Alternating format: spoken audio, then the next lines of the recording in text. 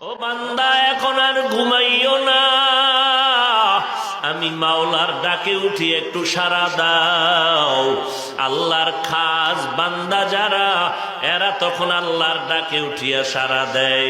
আল্লাহ পাক বলেন, যখন তুমি জিহ্বাটা নাড়াইয়া আমি আল্লাহকে আল্লাহ বলে ডাক দাও, আমি আল্লাহর মোহাব্বতের মায়ার সাগরে জোশ এসে যায়। কারণ রাতের বেলা যদি সন্তান আম্মু বলে ডাক দেয়, মায়ের ঘুম যতই থাক দৌড়াইয়া সন্তানের ডাকে সাড়া দিয়া হাজির হয়ে যায়। এই সন্তানের প্রয়োজন মিটায়। আল্লাহ পাক বলেন, এরে গোলাম, ওই মা বাবার থেকে তো 99 গুণ মায়া আমি আল্লাহর অন্তরে বেশি। ও বান্দা, তুমি যখন আমাকে আল্লাহ বলে ডাক দিবা, আমি 99 গুণ মায়ার দরজা দিয়া তখন আর চুপ থাকতে পারি না। উদউনি আস্তাজিব লাকুম, বান্দা তুমি যখন আমাকে ডাক দাও আমি জবাব দেওয়ার জন্য রেডি হয়ে যাই। ওয়া ইযা সাআলাকা ইবাদি আন্নী ফাইন্নী করিব উজিবু দাওয়াতাদ দাঈ ইযা দাআন ফালইস্তাজিবু লি ওয়াল ইউমিনু বি লাআল্লাহুম ইয়ারশুদুন।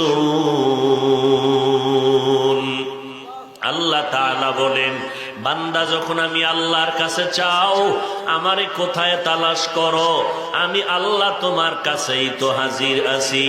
এরে বান্দা, তুমি যখন মাথাটা নত করিয়া চক্ষু দুইটা বন্ধ করিয়া মোহাব্বতের নজরে আল্লাহর ডাকে সাড়া দিয়া তুমি যখন বলবা আল্লাহু হাজিরি আল্লাহু নাজিরি, আল্লাহ তাআলা বলে, বান্দা তুই আমারে কই খুঁজো? ওয়াফি আনফুসিকুম আফালা তুবসিরুন। ও বান্দা, তুই তোর নিজের দিকে তাকায় দেখ, আমি আল্লাহর কুদরতের ঘেরান পাওয়া যায়। এরে বান্দা, আল্লাহওয়ালারা এইভাবে উদাহরণ দিয়া বলেন, একজন বান্দা যখন পানির মধ্যে ডুব দেয়, পানির মধ্যে যখন চলে যায়, ওই বান্দার এমন হালাত, ডানে তাকায় দেখে পানি, সামনে পানি, পেছনে পানি, উপরে পানি, নিচে পানি, পশমের গোড়ায় গোড়ায় পানি আর পানি।